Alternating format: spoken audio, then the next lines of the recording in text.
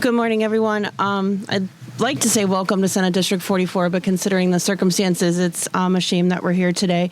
I'm State Senator Katie Muth. I represent parts of Chester, Berks, and Montgomery counties, all of which have had ICE invasions at length. I've received phone calls from school teachers whose students get dropped off in the morning and their parents are detained after dropping off their kids at school. This has been ongoing since the Trump administration has taken office, and I think that Project 2025 was very clear in its intentions, and we are living that the reality of that nightmare right now. It is unfortunate that today here in our country, that's supposed to be the greatest country in the whole world, that immigrants are literally being, people that are here who legally are also being detained by ICE. ICE raids in our community do not make us any safer. Actually makes us less safe. It makes the community less trusting in law enforcement in general. And the fear that is instilled in our communities because of the presence of ICE has caused this unnerving effect. And even if you're here, you were born here, if you think that this can't happen to you, you're wrong. If you allow this kind of unlawful behavior without due process to happen to one person, it can happen to anyone.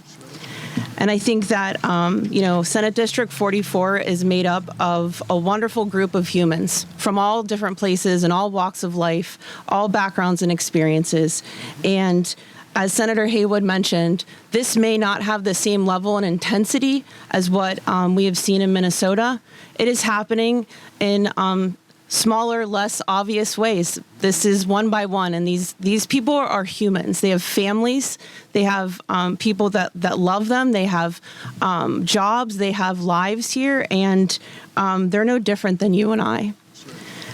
Last week, ICE was also present in Senate District 44 in downtown Phoenixville. I don't know about you, but if you think that it's acceptable for someone in a mask to come up to your vehicle, smash your window in, and detain you or kick in your door, as happened yesterday, that's not how law enforcement behaves.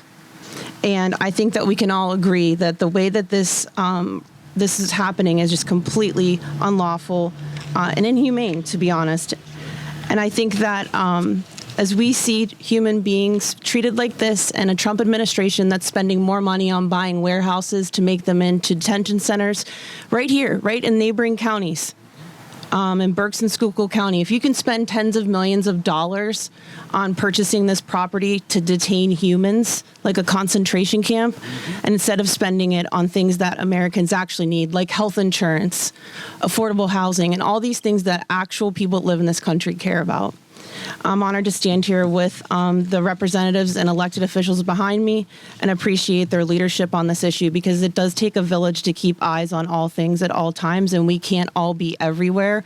And to keep one another informed is the way to combat this and try to help as many people as possible. And I want to thank Senator Haywood for organizing today's event. Thank you.